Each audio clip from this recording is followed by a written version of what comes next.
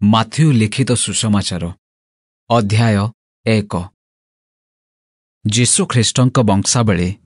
ଅବ୍ରାହାମଙ୍କ ସନ୍ତାନ ଓ ଦାଉଦଙ୍କ ସନ୍ତାନ ଯୀଶୁଖ୍ରୀଷ୍ଟଙ୍କ ବଂଶାବଳୀ। ଅବ୍ରାହାମ ଇସାହାକଙ୍କୁ ଜନ୍ମ ଦେଲେ, ଇସାହାକ ଯାକୁବଙ୍କୁ ଜନ୍ମ ଦେଲେ, ଯାକୁବ ଜିହୁଦା ଓ ତାହାଙ୍କ ଭାଇମାନଙ୍କୁ ଜନ୍ମ ଦେଲେ। ଜିହୁଦା ତାମରଙ୍କ ଗର୍ଭରୁ ପେରୋସ ଓ ସେରହଙ୍କୁ ଜନ୍ମ ଦେଲେ। ପେରୋସ ହିସ୍ରୋଣଙ୍କୁ ଜନ୍ମ ଦେଲେ। ହିସ୍ରୋଣ ଅରାମଙ୍କୁ ଜନ୍ମ ଦେଲେ। ଅରାମ ଅମିନାଦବଙ୍କୁ ଜନ୍ମ ଦେଲେ। ଅମିନାଦବ ନହଶନଙ୍କୁ ଜନ୍ମ ଦେଲେ। ନହଶନ ସୋଲୋମନଙ୍କୁ ଜନ୍ମ ଦେଲେ। ସୋଲୋମନ ରାହାବଙ୍କ ଗର୍ଭରୁ ବୋୟଜଙ୍କୁ ଜନ୍ମ ଦେଲେ। ବୋୟଜ ରୁତଙ୍କ ଗର୍ଭରୁ ଓବେଦଙ୍କୁ ଜନ୍ମ ଦେଲେ। ଓବେଦ ଜେସିଙ୍କୁ ଜନ୍ମ ଦେଲେ। ଜିସି ଦାଉଦ ରାଜାଙ୍କୁ ଜନ୍ମ ଦେଲେ। ଦାଉଦ ଉରିୟଙ୍କ ଭାର୍ଯ୍ୟାଙ୍କ ଗର୍ଭରୁ ସୋଲୋମନଙ୍କୁ ଜନ୍ମ ଦେଲେ। ସୋଲୋମନ ରିହବିୟାମଙ୍କୁ ଜନ୍ମ ଦେଲେ। ରିହବିୟାମ ଅବିୟଙ୍କୁ ଜନ୍ମ ଦେଲେ। ଅବିୟ ଆସାଙ୍କୁ ଜନ୍ମ ଦେଲେ। ଆସା ଜିହୋଶାଫଟଙ୍କୁ ଜନ୍ମ ଦେଲେ। ଜିହୋଶାଫଟ ଜୋରାମଙ୍କୁ ଜନ୍ମ ଦେଲେ। ଜୋରାମ ଉଜିୟଙ୍କୁ ଜନ୍ମ ଦେଲେ। ଉଜିୟ ଯୋଥମକୁ ଜନ୍ମ ଦେଲେ। ଯୋଥମ ଆହସଙ୍କୁ ଜନ୍ମ ଦେଲେ। ଆହସ ହିଜକିୟଙ୍କୁ ଜନ୍ମ ଦେଲେ। ହିଜକିୟ ମନସିଙ୍କୁ ଜନ୍ମ ଦେଲେ। ମନସି ଆମୋନଙ୍କୁ ଜନ୍ମ ଦେଲେ। ଆମୋନ ଯୋସିୟଙ୍କୁ ଜନ୍ମ ଦେଲେ। ବାବିଲକୁ ନିର୍ବାସିତ ହେବା ସମୟରେ ଯୋସିୟ ଜିକନିୟ ଓ ତାହାଙ୍କ ଭାଇମାନଙ୍କୁ ଜନ୍ମ ଦେଲେ। ବାବିଲକୁ ନିର୍ବାସିତ ହେବା ପରେ ଜିକନିୟ ସଲ୍ଟିଏଲଙ୍କୁ ଜନ୍ମ ଦେଲେ। ସଲ୍ଟିଏଲ ଜିରୁବାବିଲଙ୍କୁ ଜନ୍ମ ଦେଲେ। ଜିରୁବାବିଲ ଅବିହୁଦଙ୍କୁ ଜନ୍ମ ଦେଲେ। ଅବିହୁଦ ଏଲିଆକିମଙ୍କୁ ଜନ୍ମ ଦେଲେ। ଏଲିଆକିମ ଆସୋରଙ୍କୁ ଜନ୍ମ ଦେଲେ। ଆସୋର ସାଦୋକଙ୍କୁ ଜନ୍ମ ଦେଲେ। ସାଦୋକ ଆଖିମଙ୍କୁ ଜନ୍ମ ଦେଲେ। ଆଖିମ ଏଲିହୁଦଙ୍କୁ ଜନ୍ମ ଦେଲେ। ଏଲିହୁଦ ଏଲିଆଜରଙ୍କୁ ଜନ୍ମ ଦେଲେ। ଏଲିଆଜର ମତାନଙ୍କୁ ଜନ୍ମ ଦେଲେ। ମତାନ ଯାକୁବଙ୍କୁ ଜନ୍ମ ଦେଲେ। ଯାକୁବ ମରିୟମଙ୍କ ସ୍ୱାମୀ ଯୋସେଫଙ୍କୁ ଜନ୍ମ ଦେଲେ। ଏହି ମରିୟମଙ୍କ ଗର୍ଭରୁ ଯୀଶୁ ଜନ୍ମ ହେଲେ, ତାହାଙ୍କୁ ଖ୍ରୀଷ୍ଟ କୁହାଯାଏ। ଏହି ପ୍ରକାରେ ସମସ୍ତେ ଅବ୍ରାହାମଙ୍କଠାରୁ ଦାଉଦଙ୍କ ପର୍ଯ୍ୟନ୍ତ 14 ପୁରୁଷ, ଆଉ ଦାଉଦଙ୍କଠାରୁ ବାବିଲ ନିର୍ବାସନ ପର୍ଯ୍ୟନ୍ତ 14 ପୁରୁଷ, ପୁଣି ବାବିଲ ନିର୍ବାସନଠାରୁ ଖ୍ରୀଷ୍ଟଙ୍କ ପର୍ଯ୍ୟନ୍ତ 14 ପୁରୁଷ। ଯୀଶୁଖ୍ରୀଷ୍ଟଙ୍କ ଜନ୍ମ ବୃତ୍ତାନ୍ତ। ଯୀଶୁଖ୍ରୀଷ୍ଟଙ୍କ ଜନ୍ମ ଏହି ପ୍ରକାରେ ହେଲା। ତାହାଙ୍କ ମାତା ମରିୟମଙ୍କର ଯୋସେଫଙ୍କ ସହିତ ବିବାହ ନିର୍ବନ୍ଧ ହେଲା ପରେ ସେମାନଙ୍କ ସହବାସ ପୂର୍ବେ ସେ ପବିତ୍ର ଆତ୍ମାଙ୍କ ଦ୍ୱାରା ଗର୍ଭବତୀ ହୋଇଅଛନ୍ତି ବୋଲି ଜଣାପଡ଼ିଲା। ଏଥିରେ ତାହାଙ୍କ ସ୍ୱାମୀ ଯୋସେଫ ଧାର୍ମିକ ଥିବାରୁ ଏବଂ ତାହାଙ୍କୁ ପ୍ରକାଶରେ ନିନ୍ଦାର ପାତ୍ର କରିବାକୁ ଇଚ୍ଛା ନ କରିବାରୁ ଗୋପନରେ ତାହାଙ୍କୁ ପରିତ୍ୟାଗ କରିବାକୁ ସ୍ଥିର କଲେ। କିନ୍ତୁ ସେ ଏହା ମନସ୍ଥ କଲାପରେ ଦେଖ, ପ୍ରଭୁଙ୍କର ଜଣେ ଦୂତ ସ୍ୱପ୍ନରେ ତାହାଙ୍କୁ ଦର୍ଶନ ଦେଇ କହିଲେ, ହେ ଦାଉଦଙ୍କ ସନ୍ତାନ ଯୋସେଫ, ତୁମ୍ଭର ଭାର୍ଯ୍ୟା ମରିୟମଙ୍କୁ ଗ୍ରହଣ କରିବାକୁ ଭୟ କର ନାହିଁ, କାରଣ ତାହାଙ୍କର ଗର୍ଭ ପବିତ୍ର ଆତ୍ମାଙ୍କ ଦ୍ୱାରା ହୋଇଅଛି। ସେ ପୁତ୍ର ପ୍ରସବ କରିବେ, ଆଉ ତୁମ୍ଭେ ତାହାଙ୍କ ନାମ ଯୀଶୁ ଦେବ, କାରଣ ସେ ଆପଣା ଲୋକମାନଙ୍କୁ ସେମାନଙ୍କର ସମସ୍ତ ପାପରୁ ପରିତ୍ରାଣ କରିବେ। ଭାବବାଦୀଙ୍କ ଦ୍ୱାରା ପ୍ରଭୁଙ୍କ ଉକ୍ତ ଏହି ବାକ୍ୟ ଯେପରି ସଫଳ ହୁଏ, ଏଥିନିମନ୍ତେ ଏ ସମସ୍ତ ଘଟିଲା। ଦେଖ, ଜଣେ କନ୍ୟା ଗର୍ଭବତୀ ହୋଇ ପୁତ୍ର ପ୍ରସବ କରିବେ, ଆଉ ଲୋକେ ତାହାଙ୍କ ନାମ ଇମାନୁଏଲ ଦେବେ। ଏହି ନାମର ଅର୍ଥ ଆମ୍ଭମାନଙ୍କ ସହିତ ଈଶ୍ୱର।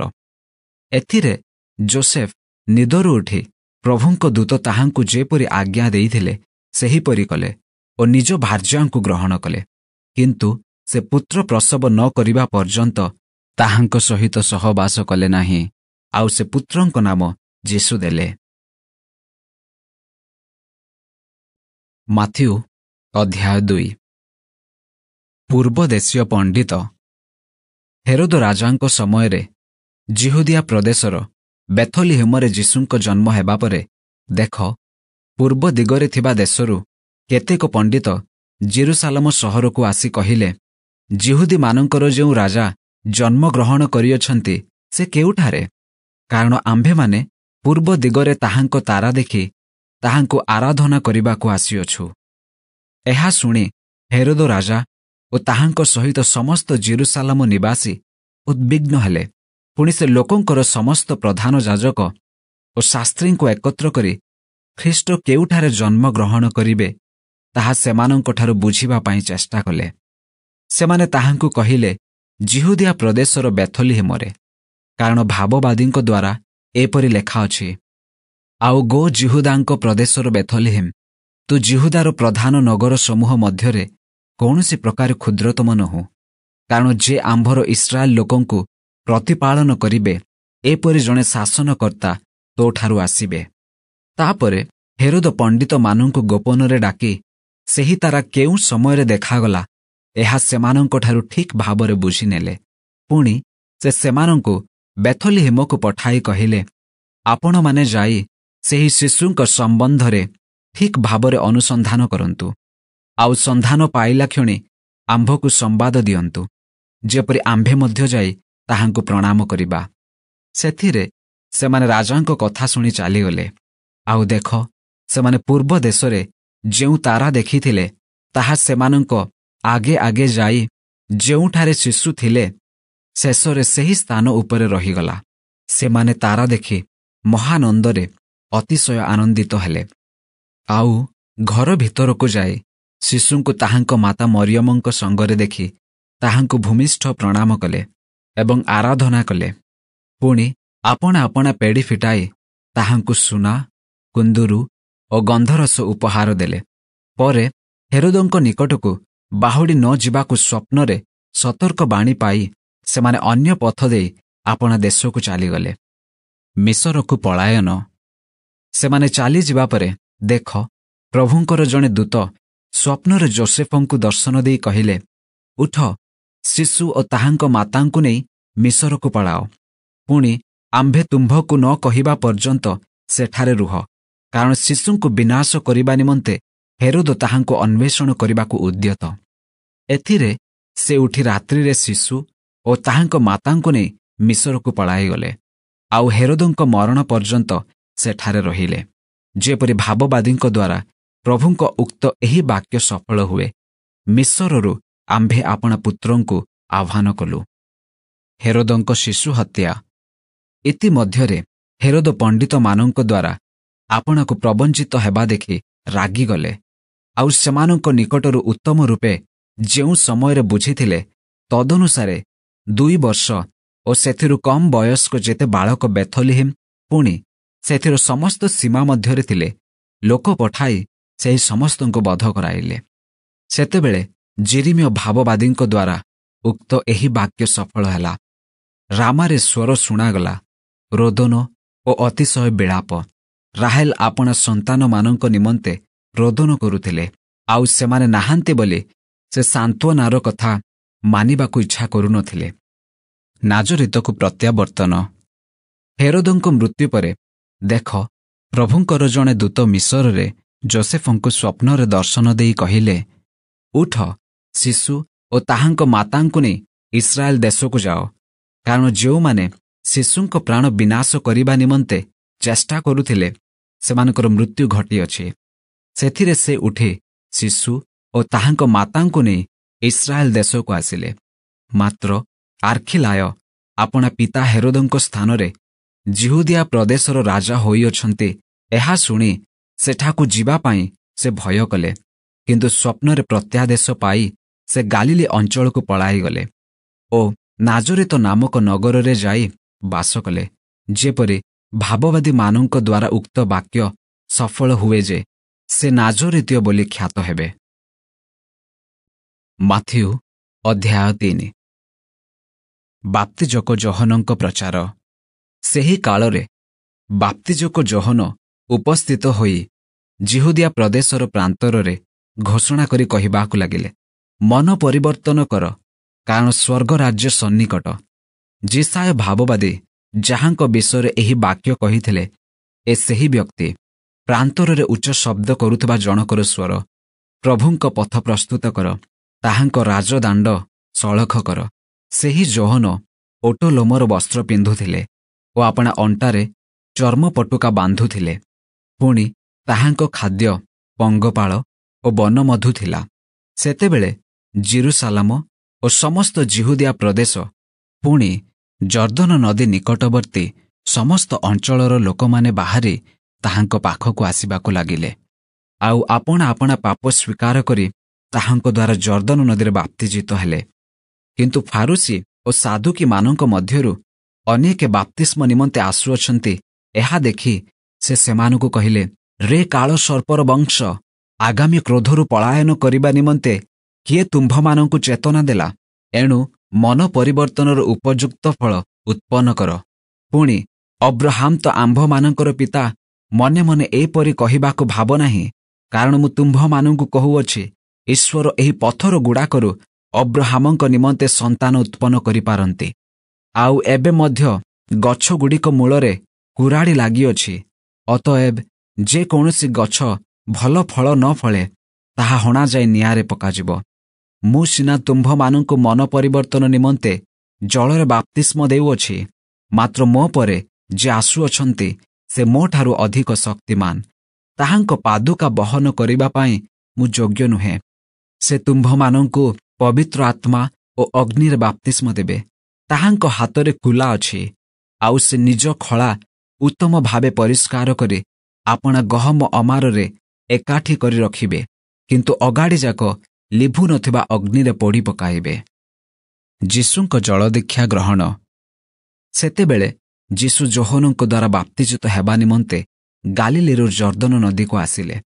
କିନ୍ତୁ ଯୋହନ ତାହାଙ୍କୁ ମନା କରିବାକୁ ଚେଷ୍ଟା କରି କହିଲେ, ଆପଣଙ୍କ ଦ୍ୱାରା ବାପ୍ତିଜିତ ହେବା ମୋହର ଆବଶ୍ୟକ, ଆଉ ଆପଣ ମୋ ନିକଟକୁ ଆସୁଅଛନ୍ତି।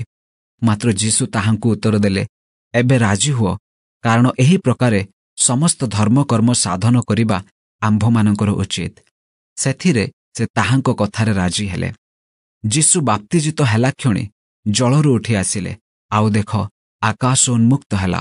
ପୁଣି ସେ ଈଶ୍ୱରଙ୍କ ଆତ୍ମାଙ୍କୁ କୋପତ ପରି ଅବତରଣ କରି ଆପଣା ଉପରକୁ ଆସିବା ଦେଖିଲେ। ଆଉ ଦେଖ, ଆକାଶରୁ ଏହି ବାଣୀ ହେଲା, ଏ ଆମ୍ଭର ପ୍ରିୟ ପୁତ୍ର, ଏହାଙ୍କଠାରେ ଆମ୍ଭର ପରମ ସନ୍ତୋଷ। ମାଥିଉ ଅଧ୍ୟାୟ 4। ଯୀଶୁ ପରୀକ୍ଷାର ସମ୍ମୁଖୀନ। ସେତେବେଳେ ଯୀଶୁ ଶୟତାନ ଦ୍ୱାରା ପରୀକ୍ଷିତ ହେବା ନିମନ୍ତେ ପବିତ୍ର ଆତ୍ମାଙ୍କ କର୍ତ୍ତୃକ ପ୍ରାନ୍ତରକୁ ନୀତ ହେଲେ। ପୁଣି 40 ଦିନ ଓ 40 ରାତ୍ରି ଉପବାସ କରି ଶେଷରେ କ୍ଷୁଧିତ ହେଲେ। ଆଉ ପରୀକ୍ଷକ ତାହାଙ୍କ ନିକଟକୁ ଆସି କହିଲା, ତୁମ୍ଭେ ଯେବେ ଈଶ୍ୱରଙ୍କ ପୁତ୍ର, ତେବେ ଏହି ପଥରଗୁଡ଼ିକୁ ରୁଟି ହେବା ପାଇଁ ଆଜ୍ଞା ଦିଅ।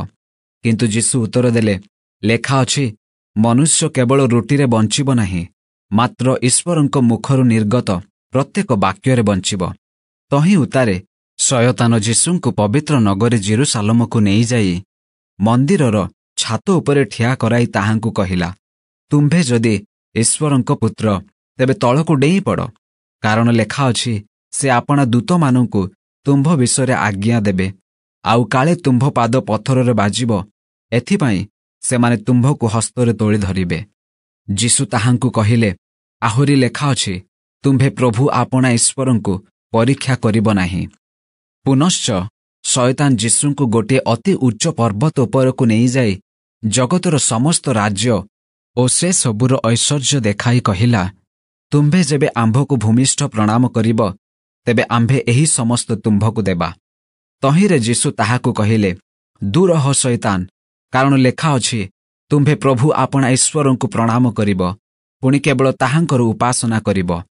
ଏଥିରେ ଶୟତାନ ତାହାଙ୍କୁ ଛାଡ଼ି ଚାଲିଗଲା। ଆଉ ଦେଖ, ଦୂତମାନେ ଆସି ତାହାଙ୍କର ସେବା କରିବାକୁ ଲାଗିଲେ। ଯୀଶୁଙ୍କ ସେବା କାର୍ଯ୍ୟ ଆରମ୍ଭ। ପରେ ଯୋହନ ଧରା ପଡ଼ିଲେଣି ବୋଲି ଶୁଣି ସେ ଅନ୍ତର ହୋଇ ଗାଲିଲିକୁ ପ୍ରସ୍ଥାନ କଲେ। ଆଉ ସେ ନାଜରିତ ପରିତ୍ୟାଗ କରି ସବୁଲୁନ ଓ ନପ୍ତାଲି ଅଞ୍ଚଳରେ ଥିବା ସମୁଦ୍ର କୂଳସ୍ଥିତ କଫରନାହୁମକୁ ଯାଇ ସେଠାରେ ବାସ କଲେ, ଯେପରି ଯିଶାୟ ଭାବବାଦୀଙ୍କ ଦ୍ୱାରା ଉକ୍ତ ଏହି ବାକ୍ୟ ସଫଳ ହୁଏ, ସବୁଲୁନ ଦେଶ ଓ ନପ୍ତାଲି ଦେଶ, ସମୁଦ୍ର ନିକଟବର୍ତ୍ତୀ ଓ ଜର୍ଦ୍ଦନ ନଦୀର ଅପର ପାର୍ଶ୍ୱସ୍ଥ ଅଣଜିହୁଦୀମାନଙ୍କ ଗାଲିଲି, ଅନ୍ଧକାରବାସୀ ଲୋକେ ମହା ଆଲୋକ ଦର୍ଶନ କଲେ, ଆଉ ମୃତ୍ୟୁର ଅଞ୍ଚଳ ଓ ଛାୟାରେ ଅବସ୍ଥିତ ଲୋକଙ୍କ ନିମନ୍ତେ ଆଲୋକ ଉଦିତ ହେଲା। ସେହି ସମୟଠାରୁ ଯୀଶୁ ଘୋଷଣା କରିବାକୁ ଆରମ୍ଭ କରି କହିବାକୁ ଲାଗିଲେ, ମନ ପରିବର୍ତ୍ତନ କର, କାରଣ ସ୍ୱର୍ଗ ରାଜ୍ୟ ସନ୍ନିକଟ। ପ୍ରଥମ ଶିଷ୍ୟଙ୍କୁ ଆହ୍ୱାନ। ସେ ଗାଲିଲି ସମୁଦ୍ର କୂଳରେ ବୁଲୁଥିବା ସମୟରେ ସିମୋନ, ଯାହାଙ୍କୁ ପିତର ବୋଲି କହନ୍ତି, ଆଉ ତାହାଙ୍କ ଭାଇ ଆନ୍ଦ୍ରିୟ, ଏହି ଦୁଇ ଭାଇଙ୍କୁ ସମୁଦ୍ରରେ ଭଉଁରୀ ଜାଲ ପକାଉଥିବା ଦେଖିଲେ। କାରଣ ସେମାନେ ମତ୍ସ୍ୟଜୀବୀ ଥିଲେ। ସେ ସେମାନଙ୍କୁ କହିଲେ, ମୋହର ଅନୁଗମନ କର, ମୁଁ ତୁମ୍ଭମାନଙ୍କୁ ମନୁଷ୍ୟ ଧରିବା ଶିଖାଇବି। ସେଥିରେ ସେମାନେ ସେହି କ୍ଷଣେ ଜାଲ ଛାଡ଼ି ତାହାଙ୍କର ଅନୁଗମନ କଲେ। ପୁଣି ସେ ସେଠାରୁ ଆଗକୁ ଯାଇ ଜେବଦୀଙ୍କ ପୁତ୍ର ଯାକୁବ ଓ ତାହାଙ୍କ ଭାଇ ଯୋହନ ନାମକ ଆଉ ଦୁଇ ଭାଇଙ୍କୁ ସେମାନଙ୍କ ପିତା ଜେବଦୀଙ୍କ ସହିତ ନୌକାରେ ଜାଲ ସଜାଡୁଥିବା ଦେଖି ସେମାନଙ୍କୁ ଡାକିଲେ। ସେଥିରେ ସେମାନେ ସେହି କ୍ଷଣେ ନୌକା ଓ ସେମାନଙ୍କର ପିତାଙ୍କୁ ଛାଡ଼ି ତାହାଙ୍କର ଅନୁଗମନ କଲେ। ଯୀଶୁଙ୍କ ସେବା କାର୍ଯ୍ୟ।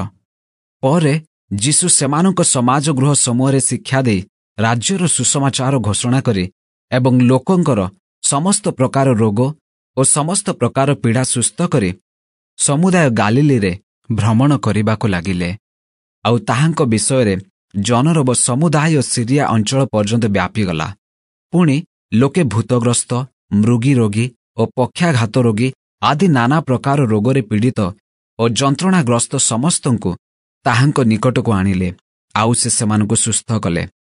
ପୁଣି ଗାଲିଲି, ଦେକାପୋଲି, ଜେରୁସାଲେମ, ଜିହୁଦିଆ ପ୍ରଦେଶ ଓ ଜର୍ଦ୍ଦନ ନଦୀର ଅପର ପାରିରୁ ବହୁ ସଂଖ୍ୟକ ଲୋକ ଆସି ତାହାଙ୍କ ପଶ୍ଚାତ୍ ଗମନ କଲେ। ମାଥିଉ ଅଧ୍ୟାୟ 5। ଯୀଶୁଙ୍କ ପାର୍ବତ୍ୟ ଉପଦେଶ। ଲୋକମାନଙ୍କୁ ଦେଖି ଯୀଶୁ ପାହାଡ଼ ଉପରକୁ ଚଢ଼ିଲେ। ପୁଣି ବସିବା ପରେ ତାହାଙ୍କ ଶିଷ୍ୟମାନେ ତାହାଙ୍କ ପାଖକୁ ଆସିଲେ। କେଉଁମାନେ ଧନ୍ୟ? ସେଥିରେ ସେ ମୁଖ ଫିଟାଇ ସେମାନଙ୍କୁ ଶିକ୍ଷା ଦେଇ କହିବାକୁ ଲାଗିଲେ, ଆତ୍ମାରେ ଦିନହୀନ ଲୋକେ ଧନ୍ୟ, କାରଣ ସ୍ୱର୍ଗ ରାଜ୍ୟ ସେମାନଙ୍କର। ଶୋକାର୍ତ୍ତ ଲୋକେ ଧନ୍ୟ, କାରଣ ସେମାନେ ସାନ୍ତ୍ୱନା ପ୍ରାପ୍ତ ହେବେ। ନମ୍ର ଲୋକେ ଧନ୍ୟ, କାରଣ ସେମାନେ ପୃଥିବୀର ଅଧିକାରୀ ହେବେ। ଧାର୍ମିକତା ନିମନ୍ତେ କ୍ଷୁଧିତ ଓ ତୃଷିତ ଲୋକେ ଧନ୍ୟ, କାରଣ ସେମାନେ ପରିତୃପ୍ତ ହେବେ। ଦୟାଳୁ ଲୋକେ ଧନ୍ୟ, କାରଣ ସେମାନେ ଦୟାପ୍ରାପ୍ତ ହେବେ। ଶୁଦ୍ଧଚିତ୍ତ ଲୋକେ ଧନ୍ୟ, କାରଣ ସେମାନେ ଈଶ୍ୱରଙ୍କ ଦର୍ଶନ ପାଇବେ। ଶାନ୍ତିକାରକ ଲୋକେ ଧନ୍ୟ, କାରଣ ସେମାନେ ଈଶ୍ୱରଙ୍କ ସନ୍ତାନ ଭାବରେ ପରିଚିତ ହେବେ। ଧାର୍ମିକତା ନିମନ୍ତେ ତାଡ଼ନା ପ୍ରାପ୍ତ ଲୋକେ ଧନ୍ୟ, କାରଣ ସ୍ୱର୍ଗ ରାଜ୍ୟ ସେମାନଙ୍କର। ଲୋକେ ଯେବେ ତୁମ୍ଭମାନଙ୍କୁ ମୋ ସକାଶେ ନିନ୍ଦା ଓ ତାଡ଼ନା କରନ୍ତି, ପୁଣି ମିଥ୍ୟାରେ ତୁମ୍ଭମାନଙ୍କ ବିରୁଦ୍ଧରେ ସମସ୍ତ ପ୍ରକାର ମନ୍ଦ କଥା କହନ୍ତି, ତେବେ ତୁମ୍ଭେମାନେ ଧନ୍ୟ। ଆନନ୍ଦ କର ଓ ଉଲ୍ଲସିତ ହୁଅ, କାରଣ ସ୍ୱର୍ଗରେ ତୁମ୍ଭମାନଙ୍କର ପୁରସ୍କାର ପ୍ରଚୁର। ସେହିପରି ତ ସେମାନେ ତୁମ୍ଭମାନଙ୍କ ପୂର୍ବରୁ ଆସିଥିବା ଭାବବାଦୀମାନଙ୍କୁ ତାଡ଼ନା କରିଥିଲେ। ଲବଣ ଓ ଆଲୋକ। ତୁମ୍ଭେମାନେ ପୃଥିବୀର ଲବଣ, କିନ୍ତୁ ଲବଣ ଯଦି ସ୍ୱାଦବିହୀନ, ତେବେ ତାହା କାହିଁରେ ଲବଣାକ୍ତ ହେବ? ତାହା ଆଉ କୌଣସି କାର୍ଯ୍ୟଯୋଗ୍ୟ ନୁହେଁ, କେବଳ ବାହାରେ ପକାଯାଇ ଲୋକମାନଙ୍କ ପାଦତଳେ ଦଳିତ ହେବାର ଯୋଗ୍ୟ। ତୁମ୍ଭେମାନେ ଜଗତର ଜ୍ୟୋତି। ପର୍ବତ ଉପରେ ସ୍ଥାପିତ ନଗର ଗୁପ୍ତ ହୋଇ ରହିନପାରେ, କିମ୍ବା ଲୋକମାନେ ଦୀପ ଜାଳି ମାଣ ତଳେ ରଖନ୍ତି ନାହିଁ, ମାତ୍ର ଦୀପ ରୁଖା ଉପରେ ରଖନ୍ତି, ସେଥିରେ ତାହା ଗୃହରେ ଥିବା ସମସ୍ତ ଲୋକକୁ ଆଲୋକ ଦିଏ। ସେହି ପ୍ରକାରେ ତୁମ୍ଭମାନଙ୍କର ଆଲୋକ ଲୋକଙ୍କ ସାକ୍ଷାତରେ ପ୍ରକାଶ ପାଉ, ଯେପରି ସେମାନେ ତୁମ୍ଭମାନଙ୍କ ସତ୍କର୍ମ ଦେଖି ତୁମ୍ଭମାନଙ୍କ ସ୍ୱର୍ଗସ୍ଥ ପିତାଙ୍କର ମହିମା କୀର୍ତ୍ତନ କରିବେ। ବ୍ୟବସ୍ଥା ସଫଳ ନିମନ୍ତେ ଖ୍ରୀଷ୍ଟ। ମୁଁ ଯେ ବ୍ୟବସ୍ଥା କି ଭାବବାଦୀମାନଙ୍କ ଧର୍ମଶାସ୍ତ୍ର ଲୋପ କରିବାକୁ ଆସିଅଛି, ଏପରି ଭାବ ନାହିଁ।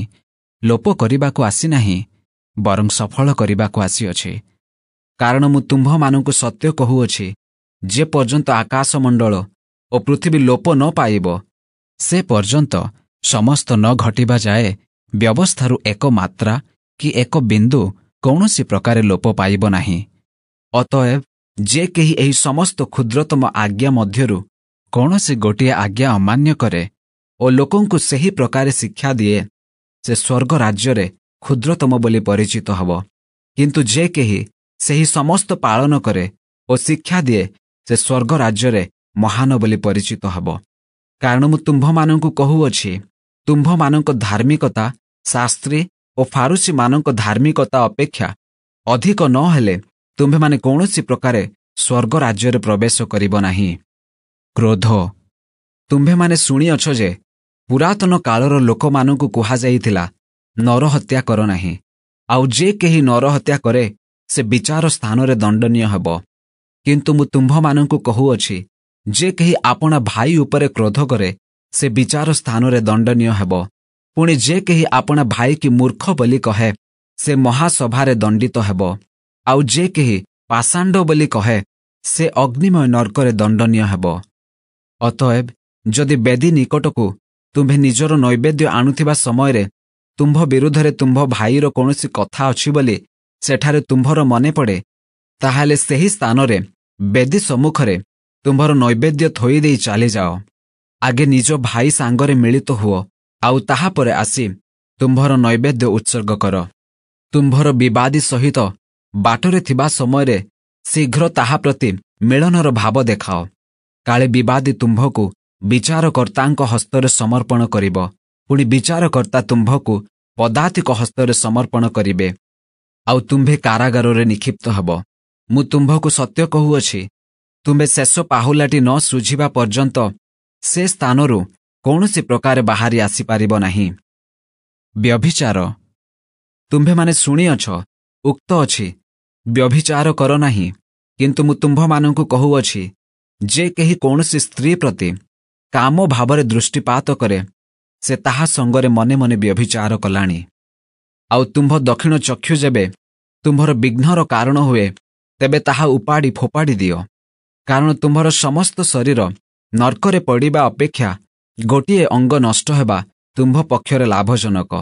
ପୁଣି ତୁମ୍ଭର ଦକ୍ଷିଣ ହସ୍ତ ଯେବେ ତୁମ୍ଭର ବିଘ୍ନର କାରଣ ହୁଏ ତେବେ ତାହା କାଟି ଫୋପାଡ଼ି ଦିଅ। କାରଣ ତୁମ୍ଭର ସମସ୍ତ ଶରୀର ନର୍କରେ ପଡ଼ିବା ଅପେକ୍ଷା ଗୋଟିଏ ଅଙ୍ଗ ନଷ୍ଟ ହେବା ତୁମ୍ଭ ପକ୍ଷରେ ଲାଭଜନକ। ଛାଡ଼ପତ୍ର। ଆହୁରି ଉକ୍ତ ଅଛି, ଯେ କେହି ଆପଣା ସ୍ତ୍ରୀକୁ ପରିତ୍ୟାଗ କରେ ସେ ତାହାକୁ ଛାଡ଼ପତ୍ର ଦେଉ। କିନ୍ତୁ ମୁଁ ତୁମ୍ଭମାନଙ୍କୁ କହୁଅଛି, ଯେ କେହି ଆପଣା ସ୍ତ୍ରୀକୁ ବ୍ୟଭିଚାର ଦୋଷ ବିନା ଅନ୍ୟ କାରଣରୁ ପରିତ୍ୟାଗ କରେ ସେ ତାହାକୁ ବ୍ୟଭିଚାରିଣୀ କରାଏ। ଆଉ ଯେ କେହି ପରିତ୍ୟକ୍ତା ସ୍ତ୍ରୀକୁ ବିବାହ କରେ ସେ ବ୍ୟଭିଚାର କରେ। ଶପଥ। ପୁଣି ତୁମ୍ଭେମାନେ ଶୁଣିଅଛ ଯେ ପୁରାତନ କାଳର ଲୋକମାନଙ୍କୁ କୁହାଯାଇଥିଲା, ତୁମ୍ଭେ ମିଥ୍ୟା ଶପଥ କର ନାହିଁ, ମାତ୍ର ଆପଣା ଶପଥ ସବୁ ପ୍ରଭୁଙ୍କ ଉଦ୍ଦେଶ୍ୟରେ ପାଳନ କରିବ। କିନ୍ତୁ ମୁଁ ତୁମ୍ଭମାନଙ୍କୁ କହୁଅଛି, ଆଦୌ ଶପଥ କର ନାହିଁ। ସ୍ୱର୍ଗର ଶପଥ କର ନାହିଁ, କାରଣ ତାହା ଈଶ୍ୱରଙ୍କ ସିଂହାସନ, କିମ୍ବା ପୃଥିବୀର ଶପଥ କର ନାହିଁ, କାରଣ ତାହା ତାହାଙ୍କର ପାଦପୀଠ। ଜିରୁସାଲାମ ସହରର ଶପଥ କର ନାହିଁ, କାରଣ ତାହା ମହାରାଜାଙ୍କ ନଗରୀ। ଆପଣା ମସ୍ତକର ଶପଥ କର ନାହିଁ, କାରଣ ତାହାର ଗୋଟିଏ କେଶ ଧଳା ବା କଳା କରିବାକୁ ତୁମ୍ଭର ଶକ୍ତି ନାହିଁ। କିନ୍ତୁ ତୁମ୍ଭମାନଙ୍କ ହଁ କଥା ହଁ ହେଉ, ନା କଥା ନା ହେଉ, ଏଥିରୁ ଯାହା ଅଧିକ ତାହା ମନ୍ଦରୁ ଜନ୍ମେ। ପ୍ରତିହିଂସା। ତୁମ୍ଭେମାନେ ଶୁଣିଅଛ, ଉକ୍ତ ଅଛି, ଚକ୍ଷୁର ପରିବର୍ତ୍ତେ ଚକ୍ଷୁ ଓ ଦନ୍ତର ପରିବର୍ତ୍ତେ ଦନ୍ତ। କିନ୍ତୁ ମୁଁ ତୁମ୍ଭମାନଙ୍କୁ କହୁଅଛି, ଦୁଷ୍ଟର ପ୍ରତିରୋଧ କର ନାହିଁ। ମାତ୍ର ଯେ କେହି ତୁମ୍ଭର ଡାହାଣ ଗାଲରେ ଚାପୁଡ଼ା ମାରେ ତାହାକୁ ଅନ୍ୟ ଗାଲ ମଧ୍ୟ ଦେଖାଇ ଦିଅ। ଆଉ କେହି ଯଦି ତୁମ୍ଭ ସହିତ ବିଚାର ସ୍ଥାନରେ ବିବାଦ କରି ତୁମ୍ଭର ଅଙ୍ଗ ରଖା ନେବାକୁ ଇଚ୍ଛା କରେ ତାହାକୁ ବସ୍ତ୍ର ମଧ୍ୟ ଦେଇଦିଅ। ପୁଣି ଯେ କେହି ତୁମ୍ଭକୁ କୋଷେ ଯିବା ପାଇଁ ବାଧ୍ୟ କରେ ତାହା ସାଙ୍ଗରେ 2 କୋଷ ଯାଅ। ଯେ ତୁମ୍ଭକୁ ମାଗେ ତାହାକୁ ଦିଅ। ପୁଣି ଯେ ତୁମ୍ଭଠାରୁ ଋଣ ନେବାକୁ ଇଚ୍ଛା କରେ ତାହା ପ୍ରତି ବିମୁଖ ହୁଅ ନାହିଁ। ଶତ୍ରୁ ପ୍ରତି ପ୍ରେମ। ତୁମ୍ଭେମାନେ ଶୁଣିଅଛ, ଉକ୍ତ ଅଛି, ତୁମ୍ଭର ପ୍ରତିବାସୀକୁ ପ୍ରେମ କର ଓ ତୁମ୍ଭର ଶତ୍ରୁକୁ ଘୃଣା କର। କିନ୍ତୁ ମୁଁ ତୁମ୍ଭମାନଙ୍କୁ କହୁଅଛି, ତୁମ୍ଭମାନଙ୍କ ଶତ୍ରୁମାନଙ୍କୁ ପ୍ରେମ କର। ପୁଣି ଯେଉଁମାନେ ତୁମ୍ଭମାନଙ୍କୁ ତାଡ଼ନା କରନ୍ତି ସେମାନଙ୍କ ନିମନ୍ତେ ପ୍ରାର୍ଥନା କର, ଯେପରି ତୁମ୍ଭେମାନେ ତୁମ୍ଭମାନଙ୍କ ସ୍ୱର୍ଗସ୍ଥ ପିତାଙ୍କର ସନ୍ତାନ ହେବ। ସେ ତ ଦୁଷ୍ଟ ଓ ସନ୍ଥ ଉଭୟଙ୍କ ଉପରେ ଆପଣା ସୂର୍ଯ୍ୟ ଉଦୟ କରାନ୍ତି, ପୁଣି ଧାର୍ମିକ ଓ ଅଧାର୍ମିକମାନଙ୍କ ଉପରେ ବୃଷ୍ଟି ବର୍ଷାନ୍ତି। ଆଉ ଯେଉଁମାନେ ତୁମ୍ଭମାନଙ୍କୁ ପ୍ରେମ କରନ୍ତି ସେମାନଙ୍କୁ ପ୍ରେମ କଲେ ତୁମ୍ଭମାନଙ୍କର କି ପୁରସ୍କାର? କରଗ୍ରାହୀମାନେ ସୁଦ୍ଧା କ'ଣ ତାହା କରନ୍ତି ନାହିଁ? ଆଉ ତୁମ୍ଭେମାନେ ଯଦି କେବଳ ନିଜ ନିଜ ଭାଇମାନଙ୍କୁ ନମସ୍କାର କର ତେବେ ଅଧିକ କ'ଣ କର? ଅଣଜିହୁଦୀମାନେ ସୁଦ୍ଧା କ'ଣ ତାହା କରନ୍ତି ନାହିଁ? ଅତଏବ ତୁମ୍ଭମାନଙ୍କ ସ୍ୱର୍ଗସ୍ଥ ପିତା ଯେପରି ସିଦ୍ଧ, ତୁମ୍ଭେମାନେ ମଧ୍ୟ ସେହିପରି ସିଦ୍ଧ ହୁଅ। ମାଥିଉ ଅଧ୍ୟାୟ 6। ଦାନ ଧର୍ମ ଲୋକ ଦେଖାଇବା ପାଇଁ ସେମାନଙ୍କ ସମ୍ମୁଖରେ ଯେପରି ଧର୍ମକର୍ମ ନ କର, ଏଥିପାଇଁ ତୁମ୍ଭେମାନେ ସାବଧାନ ହୋଇଥାଅ। ନହିଲେ ତୁମ୍ଭମାନଙ୍କ ସ୍ୱର୍ଗସ୍ଥ ପିତାଙ୍କ ନିକଟରେ ତୁମ୍ଭମାନଙ୍କର ପୁରସ୍କାର ନାହିଁ। ଏଣୁ ଦାନ କରିବା ସମୟରେ କପଟୀମାନଙ୍କ ପରି ନିଜ ନିଜ ସମ୍ମୁଖରେ ତୁରୀ ବଜାଅ ନାହିଁ। ସେମାନେ ଲୋକମାନଙ୍କଠାରୁ ଗୌରବ ପାଇବା ପାଇଁ ସମାଜ ଗୃହରେ ଓ ଦାଣ୍ଡରେ ସେ ପ୍ରକାର କରନ୍ତି। ମୁଁ ତୁମ୍ଭମାନଙ୍କୁ ସତ୍ୟ କହୁଅଛି, ସେମାନେ ଆପଣା ଆପଣା ପୁରସ୍କାର ପାଇଅଛନ୍ତି। କିନ୍ତୁ ତୁମ୍ଭେ ଦାନ କରିବା ସମୟରେ ତୁମ୍ଭର ଦକ୍ଷିଣ ହସ୍ତ କ'ଣ କରୁଅଛି, ତାହା ତୁମ୍ଭର ବାମ ହସ୍ତ ନ ଜାଣୁ, ଯେପରି ତୁମ୍ଭର ଦାନ ଗୋପନରେ ହେବ, ଆଉ ତୁମ୍ଭର ପିତା ଯେ ଗୋପନରେ ଦେଖନ୍ତି, ସେ ତୁମ୍ଭକୁ ଫଳ ଦେବେ। ପ୍ରଭୁଙ୍କ ଆଦର୍ଶ ପ୍ରାର୍ଥନା। ପ୍ରାର୍ଥନା କରିବା ସମୟରେ କପଟୀମାନଙ୍କ ପରି ହୁଅ ନାହିଁ, କାରଣ ସେମାନେ ଲୋକ ଦେଖାଇବା ପାଇଁ ସମାଜ ଗୃହ ଓ ଛକ କୋଣରେ ଠିଆ ହୋଇ ପ୍ରାର୍ଥନା କରିବାକୁ ଭଲ ପାଆନ୍ତି। ମୁଁ ତୁମ୍ଭମାନଙ୍କୁ ସତ୍ୟ କହୁଅଛି, ସେମାନେ ଆପଣା ଆପଣା ପୁରସ୍କାର ପାଇଅଛନ୍ତି। କିନ୍ତୁ ତୁମ୍ଭେ ପ୍ରାର୍ଥନା କରିବା ସମୟରେ ତୁମ୍ଭର ଗୁପ୍ତ କୋଠରୀରେ ପ୍ରବେଶ କର। ପୁଣି ତୁମ୍ଭର ଦ୍ୱାର ବନ୍ଦ କରି ଗୋପନରେ ଥିବା ତୁମ୍ଭ ପିତାଙ୍କ ଛାମୁରେ ପ୍ରାର୍ଥନା କର, ଆଉ ତୁମ୍ଭର ପିତା ଯେ ଗୋପନରେ ଦେଖନ୍ତି, ସେ ତୁମ୍ଭକୁ ଫଳ ଦେବେ। ପୁଣି ପ୍ରାର୍ଥନା କରିବା ସମୟରେ ଅଣଜିହୁଦୀମାନଙ୍କ ପରି ଅନାବଶ୍ୟକ ପୁନରୁକ୍ତି କର ନାହିଁ, କାରଣ ସେମାନେ ବହୁତ କଥା କହିବାରୁ ସେମାନଙ୍କ ପ୍ରାର୍ଥନା ଶୁଣାଯିବ ବୋଲି ମନେ କରନ୍ତି। ଏଣୁ ସେମାନଙ୍କ ପରି ହୁଅ ନାହିଁ, କାରଣ ତୁମ୍ଭମାନଙ୍କର କ'ଣ ପ୍ରୟୋଜନ ମାଗିବା ପୂର୍ବରୁ ତୁମ୍ଭମାନଙ୍କର ପିତା ଈଶ୍ୱର ତାହା ଜାଣନ୍ତି। ଅତଏବ ତୁମ୍ଭେମାନେ ଏହି ପ୍ରକାରେ ପ୍ରାର୍ଥନା କର। ହେ ଆମ୍ଭମାନଙ୍କ ସ୍ୱର୍ଗସ୍ଥ ପିତା, ତୁମ୍ଭ ନାମ ପବିତ୍ର ବୋଲି ମାନ୍ୟ ହେଉ। ତୁମ୍ଭର ରାଜ୍ୟ ଆସୁ, ଯେପରି ସ୍ୱର୍ଗରେ ସେହିପରି ପୃଥିବୀରେ ତୁମ୍ଭର ଇଚ୍ଛା ସଫଳ ହେଉ। ଆଜି ଆମ୍ଭମାନଙ୍କୁ ପ୍ରୟୋଜନୀୟ ଆହାର ଦିଅ। ଆମ୍ଭେମାନେ ଯେପରି ଆପଣା ଆପଣା ଅପରାଧୀମାନଙ୍କୁ କ୍ଷମା କରିଅଛୁ, ସେପରି ଆମ୍ଭମାନଙ୍କର ଅପରାଧ ସବୁ କ୍ଷମା କର। ପରୀକ୍ଷାରେ ଆମ୍ଭମାନଙ୍କୁ ଆଣ ନାହିଁ, ମାତ୍ର ମନ୍ଦରୁ ରକ୍ଷା କର। ଯେଣୁ ରାଜ୍ୟ, ପରାକ୍ରମ ଓ ଗୌରବ ଯୁଗେ ଯୁଗେ ତୁମ୍ଭର। ଆମେନ୍। କାରଣ ଯେବେ ଲୋକମାନଙ୍କର ଅପରାଧ ସବୁ କ୍ଷମା କର, ତେବେ ତୁମ୍ଭମାନଙ୍କ ସ୍ୱର୍ଗସ୍ଥ ପିତା ତୁମ୍ଭମାନଙ୍କୁ ମଧ୍ୟ କ୍ଷମା କରିବେ। କିନ୍ତୁ ଯେବେ ଲୋକମାନଙ୍କୁ କ୍ଷମା ନ କର, ତେବେ ତୁମ୍ଭମାନଙ୍କ ପିତା ମଧ୍ୟ ତୁମ୍ଭମାନଙ୍କ ଅପରାଧ ସବୁ କ୍ଷମା କରିବେ ନାହିଁ। ପ୍ରକୃତ ଉପବାସ।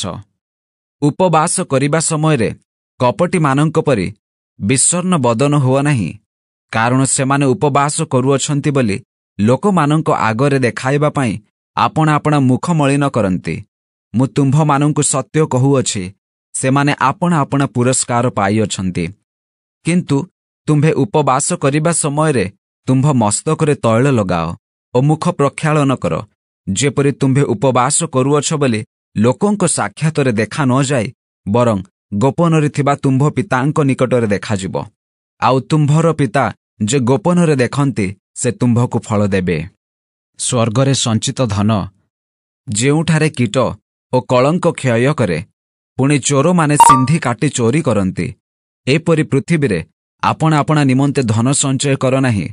ମାତ୍ର ଯେଉଁଠାରେ କୀଟ ଓ କଳଙ୍କ ନଷ୍ଟ ନ କରେ ଏବଂ ଚୋରମାନେ ସିନ୍ଧି କାଟି ଚୋରି ନ କରନ୍ତି, ଏପରି ସ୍ୱର୍ଗରେ ଆପଣା ଆପଣା ନିମନ୍ତେ ଧନ ସଞ୍ଚୟ କର।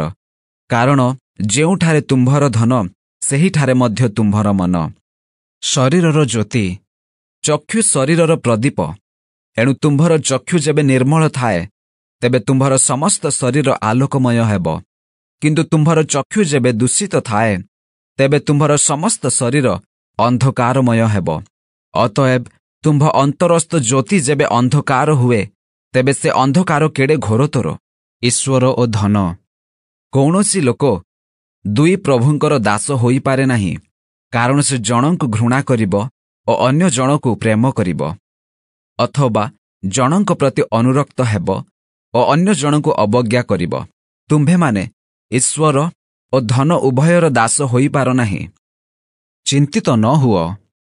ଏଥି ନିମନ୍ତେ ମୁଁ ତୁମ୍ଭମାନଙ୍କୁ କହୁଅଛି, ତୁମ୍ଭମାନଙ୍କ ଜୀବନ ନିମନ୍ତେ କ'ଣ ଖାଇବ ବା କ'ଣ ପିଇବ କିମ୍ବା କ'ଣ ପିନ୍ଧିବ, ଏଭଳି ତୁମ୍ଭମାନଙ୍କ ଶରୀର ନିମନ୍ତେ ମଧ୍ୟ ଚିନ୍ତା କର ନାହିଁ। ଖାଦ୍ୟ ଅପେକ୍ଷା ଜୀବନ ଓ ବସ୍ତ୍ର ଅପେକ୍ଷା ଶରୀର କି ଶ୍ରେଷ୍ଠ ନୁହେଁ? ଆକାଶର ପକ୍ଷୀମାନଙ୍କୁ ଦେଖ, ସେମାନେ ବୁଣନ୍ତି ନାହିଁ କି କାଟନ୍ତି ନାହିଁ, କିମ୍ବା ଅମାରରେ ସଞ୍ଚୟ କରନ୍ତି ନାହିଁ, ଆଉ ତୁମ୍ଭମାନଙ୍କ ସ୍ୱର୍ଗସ୍ଥ ପିତା ସେମାନଙ୍କୁ ଖାଦ୍ୟ ଦିଅନ୍ତି। ତୁମ୍ଭେମାନେ କ'ଣ ସେମାନଙ୍କଠାରୁ ଶ୍ରେଷ୍ଠ ନୁହଁ? ପୁଣି ତୁମ୍ଭମାନଙ୍କ ମଧ୍ୟରେ କିଏ ଚିନ୍ତା କରି କରି ଆପଣା ଆୟୁଷର ଗୋଟିଏ ମୁହୂର୍ତ୍ତ ମଧ୍ୟ ବୃଦ୍ଧି କରିପାରେ? ଆଉ ବସ୍ତ୍ର ନିମନ୍ତେ କାହିଁକି ଚିନ୍ତା କରୁଅଛ? କ୍ଷେତ୍ରର ପୁଷ୍ପଗୁଡ଼ିକ ବିଷୟରେ ଭାବି ଶିକ୍ଷା ଗ୍ରହଣ କର। ସେଗୁଡ଼ିକ କିପରି ବଢ଼ନ୍ତି? ସେସବୁ ପରିଶ୍ରମ କରନ୍ତି ନାହିଁ କିମ୍ବା ସୂତା କାଟନ୍ତି ନାହିଁ। ତଥାପି ମୁଁ ତୁମ୍ଭମାନଙ୍କୁ କହୁଅଛି, ସୋଲୋମନ ସୁଦ୍ଧା ଆପଣାର ସମସ୍ତ ଐଶ୍ୱର୍ଯ୍ୟରେ ଏଗୁଡ଼ିକ ମଧ୍ୟରୁ ଗୋଟିକ ପରି ବିଭୂଷିତ ନଥିଲେ। କିନ୍ତୁ କ୍ଷେତର ଯେଉଁ ଘାସ ଆଜି ଅଛି ଆଉ କାଲି ଚୁଲିରେ ପକାଯାଏ, ତାହାକୁ ଯେବେ ଈଶ୍ୱର ଏ ପ୍ରକାର ବେଶ ଦିଅନ୍ତି, ତେବେ ହେ ଅଳ୍ପ ବିଶ୍ୱାସୀମାନେ, ସେ ତୁମ୍ଭମାନଙ୍କୁ କି ଅଧିକ ନିଶ୍ଚିତ ରୂପେ ବସ୍ତ୍ର ନ ଦେବେ? ଏଣୁ କ'ଣ ଖାଇବା ଅବା କ'ଣ ପିଇବା କିମ୍ବା କ'ଣ ପିନ୍ଧିବା, ଏହା କହି ଚିନ୍ତିତ ହୁଅ ନାହିଁ। କାରଣ ଅଣଜିହୁଦୀମାନେ ଏହିସବୁ ବିଷୟ ଖୋଜି ବୁଲନ୍ତି। ଆଉ ଏହି ସମସ୍ତ ବିଷୟ ଯେ ତୁମ୍ଭମାନଙ୍କର ଆବଶ୍ୟକ, ତାହା ତୁମ୍ଭମାନଙ୍କର ସ୍ୱର୍ଗସ୍ଥ ପିତା ଜାଣନ୍ତି।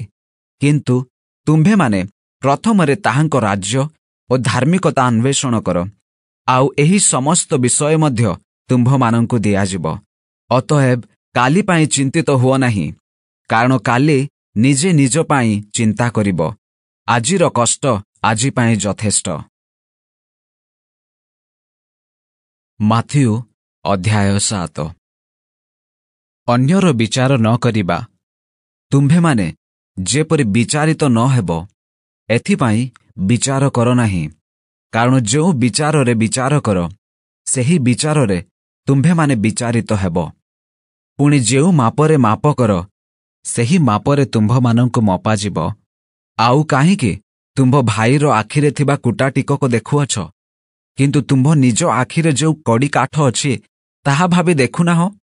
ଅଥବା ତୁମ୍ଭେ କିପରି ଆପଣା ଭାଇକି କହିବ, ଆସ ତୁମ୍ଭ ଆଖିରୁ କୁଟାଟିକକ ବାହାର କରିଦିଏ, ଆଉ ଦେଖ ତୁମ୍ଭ ଆଖିରେ କଡ଼ି କାଠ ଅଛି? ରେ କପଟି, ଆଗେ ଆପଣା ଆଖିରୁ କଡ଼ି କାଠ ବାହାର କରି ପକାଅ, ତାପରେ ନିଜ ଭାଇର ଆଖିରୁ କୁଟାଟିକକ ବାହାର କରିବା ପାଇଁ ଭଲ ଭାବରେ ଦେଖିପାରିବ। ପବିତ୍ର ପଦାର୍ଥ କୁକୁରମାନଙ୍କୁ ଦିଅ ନାହିଁ, କିମ୍ବା ତୁମ୍ଭମାନଙ୍କର ମୁକ୍ତା ଘୁଷୁରିମାନଙ୍କ ଆଗରେ ପକାଅ ନାହିଁ। କାଳେ ସେମାନେ ସେହିସବୁ ସେମାନଙ୍କ ପାଦ ତଳେ ଦଳିଦେବେ ଓ ବୁଲି ପଡ଼ି ତୁମ୍ଭମାନଙ୍କୁ ବିଦୀର୍ଣ୍ଣ କରିଦେବେ। ମାଗ, ଖୋଜ ଓ ଦ୍ୱାରରେ ଆଘାତ କର। ମାଗ, ସେଥିରେ ତୁମ୍ଭମାନଙ୍କୁ ଦିଆଯିବ। ଖୋଜ, ସେଥିରେ ତୁମ୍ଭେମାନେ ସନ୍ଧାନ ପାଇବ। ଦ୍ୱାରରେ ଆଘାତ କର, ସେଥିରେ ତୁମ୍ଭମାନଙ୍କ ନିମନ୍ତେ ଫିଟାଇ ଦିଆଯିବ। କାରଣ ଯେ କେହି ମାଗେ ସେ ପାଏ, ଯେ ଖୋଜେ ସେ ସନ୍ଧାନ ପାଏ, ଆଉ ଯେ ଦ୍ୱାରରେ ଆଘାତ କରେ ତାହା ନିମନ୍ତେ ଫିଟାଇ ଦିଆଯିବ। କିମ୍ବା ତୁମ୍ଭମାନଙ୍କ ମଧ୍ୟରେ ଏପରି କେଉଁ ଲୋକ ଅଛି ଯେ ନିଜ ପୁଅ ରୁଟି ମାଗିଲେ ତାହାକୁ ପଥର ଦେବ, କିଅବା ମାଛ ମାଗିଲେ ତାହାକୁ ସର୍ପ ଦେବ? ଏଣୁ ତୁମ୍ଭେମାନେ ଦୁଷ୍ଟ ହେଲେ ମଧ୍ୟ ଯେବେ ଆପଣା ଆପଣା ପିଲାମାନଙ୍କୁ ଉତ୍ତମ ଉତ୍ତମ ଦାନ ଦେଇ ଜାଣ, ତେବେ ତୁମ୍ଭମାନଙ୍କର ସ୍ୱର୍ଗସ୍ଥ ପିତା ତାହାଙ୍କ ଛାମୁରେ ମାଗିବା ଲୋକମାନଙ୍କୁ କେତେ ଅଧିକ ରୂପେ ଉତ୍ତମ ଉତ୍ତମ ବିଷୟ ନ ଦେବେ। ଧର୍ମଶାସ୍ତ୍ରର ସାର।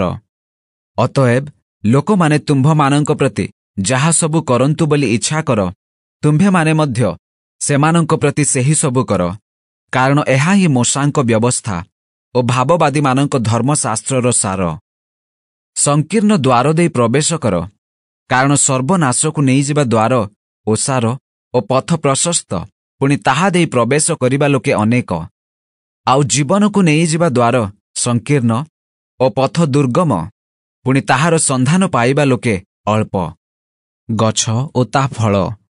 ଭଣ୍ଡ ଭାବବାଦୀମାନଙ୍କଠାରୁ ସାବଧାନ ହୋଇଥାଅ। ସେମାନେ ମେଣ୍ଢା ବେଶରେ ତୁମ୍ଭମାନଙ୍କ ପାଖକୁ ଆସନ୍ତି, କିନ୍ତୁ ଅନ୍ତରରେ ସେମାନେ ହିଂସକ ବାଘ। ସେମାନଙ୍କ ଫଳ ଦ୍ୱାରା ତୁମ୍ଭେମାନେ ସେମାନଙ୍କୁ ଚିହ୍ନିବ। ଲୋକମାନେ କି କଣ୍ଟା ଗଛରୁ ଦ୍ରାକ୍ଷାଫଳ କିମ୍ବା କାନକୋଳି ଗଛରୁ ଡିମ୍ବିରି ଫଳ ତୋଳନ୍ତି? ସେହି ପ୍ରକାରେ ସବୁ ଭଲ ଗଛ ଭଲ ଫଳ ଫଳେ, କିନ୍ତୁ ମନ୍ଦ ଗଛ ମନ୍ଦ ଫଳ ଫଳେ। ଭଲ ଗଛ ମନ୍ଦ ଫଳ ଫଳି ନ ପାରେ, କିମ୍ବା ମନ୍ଦ ଗଛ ଭଲ ଫଳ ଫଳି ନ ପାରେ। ଯେକୌଣସି ଗଛ ଭଲ ଫଳ ନ ଫଳେ ତାହା ହଣାଯାଇ ନିଆଁରେ ପକାଯାଏ। ଅତଏବ ସେମାନଙ୍କ ଫଳ ଦ୍ୱାରା ତୁମ୍ଭେମାନେ ସେମାନଙ୍କୁ ଚିହ୍ନିବ। ମୁଁ ତୁମ୍ଭମାନଙ୍କୁ ଜାଣେ ନାହିଁ। ମୋତେ ପ୍ରଭୁ ପ୍ରଭୁ ବୋଲି ଡାକନ୍ତି, ଏପରି ପ୍ରତ୍ୟେକ ସ୍ୱର୍ଗ ରାଜ୍ୟରେ ପ୍ରବେଶ କରିବେ ନାହିଁ। ମାତ୍ର ଯେ ମୋହର ସ୍ୱର୍ଗସ୍ଥ ପିତାଙ୍କ ଇଚ୍ଛା ସାଧନ କରେ ସେ ପ୍ରବେଶ କରିବ। ସେଦିନ ଅନେକେ ମୋତେ କହିବେ, ହେ ପ୍ରଭୁ, ଆମ୍ଭେମାନେ କି ତୁମ୍ଭ ନାମରେ ଭାବବାଣୀ କହିଲୁ ନାହିଁ, ପୁଣି ତୁମ୍ଭ ନାମରେ କି ଭୂତମାନଙ୍କୁ ଛଡ଼ାଇଲୁ ନାହିଁ, ଆଉ ତୁମ୍ଭ ନାମରେ କି ଅନେକ ଆଶ୍ଚର୍ଯ୍ୟର କାର୍ଯ୍ୟ କଲୁ ନାହିଁ? ସେତେବେଳେ ମୁଁ ସେମାନଙ୍କୁ ସ୍ପଷ୍ଟ ରୂପେ କହିବି, ମୁଁ ତୁମ୍ଭମାନଙ୍କୁ କେବେ ହେଁ ଜାଣି ନାହିଁ। ହେ ଅଧର୍ମାଚାରୀମାନେ, ମୋ ପାଖରୁ ଦୂର ହୁଅ। 2 ଗୃହ ନିର୍ମାଣକାରୀ। ଏଣୁ ଯେ କେହି ମୋହର ଏହି ସମସ୍ତ କଥା ଶୁଣେ ଓ ପାଳନ କରେ, ସେ ପଥର ଉପରେ ଘର ତିଆରି କରିବା ଜଣେ ବୁଦ୍ଧିମାନ ଲୋକ ସଦୃଶ ହେବ। ବର୍ଷା ହେଲା, ବଢ଼ି ଆସିଲା, ପୁଣି ବତାସ ବହିଲା ଓ ସେହି ଘରକୁ ଧକ୍କା ମାରିଲା, ଆଉ ତାହା ପଡ଼ିଲା ନାହିଁ, କାରଣ ପଥର ଉପରେ ତାହାର ମୂଳଦୁଆ ଥିଲା। ଆଉ ଯେ କେହି ମୋହର ଏହି ସମସ୍ତ କଥା ଶୁଣି ପାଳନ କରେ ନାହିଁ, ସେ ବାଲି ଉପରେ ଘର ତିଆରି କରିବା ଜଣେ ମୂର୍ଖ ଲୋକ ଭଳି ହେବ। ବର୍ଷା ହେଲା, ବଢ଼ି ଆସିଲା, ପୁଣି ବତାସ ବହିଲା ଓ ସେହି ଘରକୁ ଧକ୍କା ମାରିଲା, ଆଉ ତାହା ପଡ଼ିଗଲା, ପୁଣି ତାହାର ପତନ ଭୟଙ୍କର ହେଲା। ଯୀଶୁଙ୍କର ଅଧିକାର। ଯୀଶୁ ଏହିସବୁ କଥା ଶେଷ କରନ୍ତେ ଲୋକମାନେ ତାହାଙ୍କ ଶିକ୍ଷାରେ ଆଶ୍ଚର୍ଯ୍ୟାନ୍ୱିତ ହେଲେ, କାରଣ ସେ ସେମାନଙ୍କର ଶାସ୍ତ୍ରୀମାନଙ୍କ ପରି ଶିକ୍ଷା ନ ଦେଇ ଅଧିକାର ପ୍ରାପ୍ତ ବ୍ୟକ୍ତିଙ୍କ ପରି ସେମାନଙ୍କୁ ଶିକ୍ଷା ଦେଉଥିଲେ। ମାଥିଉ ଅଧ୍ୟାୟ 8। କୁଷ୍ଠ ରୋଗୀର ସୁସ୍ଥତା। ଯୀଶୁ ପାହାଡ଼ ଉପରୁ ଓହ୍ଲାଇ ଆସନ୍ତେ ବହୁ ସଂଖ୍ୟକ ଲୋକ ତାହାଙ୍କ ପଛେ ପଛେ ଚାଲିଲେ। ଆଉ ଦେଖ, ଜଣେ କୁଷ୍ଠ ରୋଗୀ ତାହାଙ୍କ ପାଖକୁ ଆସି ପ୍ରଣାମ କରି କହିଲା, ହେ ପ୍ରଭୁ, ଆପଣ ଯଦି ଇଚ୍ଛା କରନ୍ତି ତାହେଲେ ମୋତେ ଶୁଚି କରିପାରନ୍ତି। ସେଥିରେ ସେ ହାତ ବଢ଼ାଇ ତାହାକୁ ଛୁଇଁ କହିଲେ, ମୁଁ ଇଚ୍ଛା କରୁଅଛି, ଶୁଚି ହୁଅ। ସେହି କ୍ଷଣି ସେ ଆପଣା କୁଷ୍ଠ ରୋଗରୁ ଶୁଚି ହେଲା। ଆଉ ଯୀଶୁ ତାହାକୁ କହିଲେ, ସାବଧାନ, କାହାକୁ କୁହ ନାହିଁ, କିନ୍ତୁ ଯାଅ ନିଜକୁ ଯାଜକଙ୍କୁ ଦେଖାଅ। ପୁଣି ମୋଶା ଯେଉଁ ନୈବେଦ୍ୟ ବିଷୟରେ ଆଦେଶ ଦେଇଅଛନ୍ତି ତାହା ସେମାନଙ୍କ ପାଖରେ ସାକ୍ଷ୍ୟ ଦେବା ପାଇଁ ଉତ୍ସର୍ଗ କର। ରୋମୀୟ ସେନାପତିଙ୍କ ବିଶ୍ୱାସ। ଯୀଶୁ କଫରନାହୁମରେ ପ୍ରବେଶ କରନ୍ତେ ଜଣେ ସତ ସେନାପତି ତାହାଙ୍କ ପାଖକୁ ଆସି ବିନତି କରି କହିଲେ, ହେ ପ୍ରଭୁ, ମୋହର ଦାସ ପକ୍ଷାଘାତ ରୋଗରେ ଅତିଶୟ ଯନ୍ତ୍ରଣା ପାଇ ଗୃହରେ ଶଯ୍ୟାଗତ ଅଛି। ସେ ତାହାକୁ କହିଲେ, ମୁଁ ଯାଇ ତାହାକୁ ସୁସ୍ଥ କରିବି। କିନ୍ତୁ ସତ ସେନାପତି ଉତ୍ତର ଦେଲେ, ପ୍ରଭୁ, ଆପଣ ଯେ ମୋ ଘରେ ପାଦ ପକାଇବେ, ମୁଁ ଏପରି ଯୋଗ୍ୟ ନୁହେଁ, କିନ୍ତୁ କେବଳ ପଦେ ଆଜ୍ଞା କରନ୍ତୁ, ମୋହର ଦାସ ସୁସ୍ଥ ହେବ। କାରଣ ମୁଁ ପରାଧୀନ ମନୁଷ୍ୟ ହେଲେ ସୁଦ୍ଧା ମୋହର ଅଧୀନରେ ସୈନ୍ୟମାନେ ଅଛନ୍ତି। ମୁଁ ଜଣକୁ ଯାଅ କହିଲେ ସେ ଯାଏ, ଅନ୍ୟକୁ ଆସ କହିଲେ ସେ ଆସେ, ପୁଣି ମୋହର ଦାସକୁ ଏହା କର କହିଲେ ସେ କରେ। ଯୀଶୁ ଏହା ଶୁଣି ଚମତ୍କୃତ ହୋଇ ପଛରେ ଆସୁଥିବା ଲୋକଙ୍କୁ କହିଲେ, ମୁଁ ତୁମ୍ଭମାନଙ୍କୁ ସତ୍ୟ କହୁଅଛି, ଇସ୍ରାଏଲ ମଧ୍ୟରେ କାହାରିଠାରେ ଏଡ଼େ ବଡ଼ ବିଶ୍ୱାସ ପାଇନାହିଁ। କିନ୍ତୁ ମୁଁ ତୁମ୍ଭମାନଙ୍କୁ କହୁଅଛି, ଅନେକ ପୂର୍ବ ଓ ପଶ୍ଚିମରୁ ଆସି ଅବ୍ରାହମ, ଇସାକ ଓ ଯାକୁବଙ୍କ ସହିତ ସ୍ୱର୍ଗ ରାଜ୍ୟରେ ଭୋଜନରେ ବସିବେ। ମାତ୍ର ରାଜ୍ୟର ସନ୍ତାନମାନେ ବାହାର ଅନ୍ଧକାରରେ ପକାଯିବେ, ସେଠାରେ ରୋଦନ ଓ ଦନ୍ତର କିଡ଼ିମିଡ଼ି ହେବ। ଆଉ ଯୀଶୁ ସତ ସେନାପତିଙ୍କୁ କହିଲେ, ଯାଅ, ତୁମ୍ଭେ ଯେପରି ବିଶ୍ୱାସ କରୁଅଛ ତୁମ୍ଭ ପ୍ରତି ସେହିପରି ହେଉ। ସେହି କ୍ଷଣି ଦାସଟି ସୁସ୍ଥ ହେଲା। ଅନେକଙ୍କ ସୁସ୍ଥତା। ପରେ ଯୀଶୁ ପିତରଙ୍କ ଘରକୁ ଆସି ତାହାଙ୍କ ଶାଶୁଙ୍କୁ ଜ୍ୱରରେ ଶଯ୍ୟାଗତା ଥିବା ଦେଖିଲେ। ସେଥିରେ ସେ ତାହାଙ୍କର ହସ୍ତ ସ୍ପର୍ଶ କଲେ, ଆଉ ତାହାଙ୍କୁ ଜ୍ୱର ଛାଡ଼ିଗଲା। ପୁଣି ସେ ଉଠି ତାହାଙ୍କର ସେବା କରିବାକୁ ଲାଗିଲେ। ସନ୍ଧ୍ୟା ହୁଅନ୍ତେ ଲୋକମାନେ ଅନେକ ଭୂତଗ୍ରସ୍ତ ଲୋକଙ୍କୁ ତାହାଙ୍କ ନିକଟକୁ ଆଣିଲେ।